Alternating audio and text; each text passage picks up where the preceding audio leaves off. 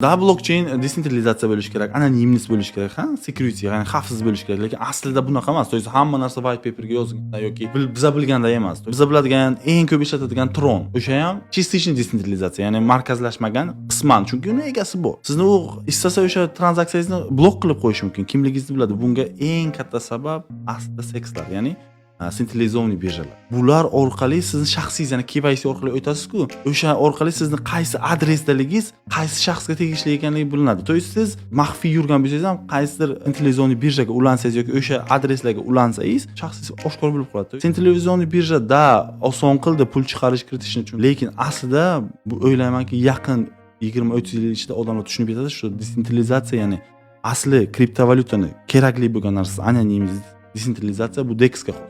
DEXga kirish kerak odam. Bir narsani tushunish kerak. Xavfsizlik sodda bo'lmaydi. Blockchain xavfsiz bo'lishi mumkin, lekin sizni o'zingizning xatti-harakatlaringiz xavfsiz bo'lmasligi mumkin. Kompyuteringiz xavfsiz bo'lmasligi mumkin.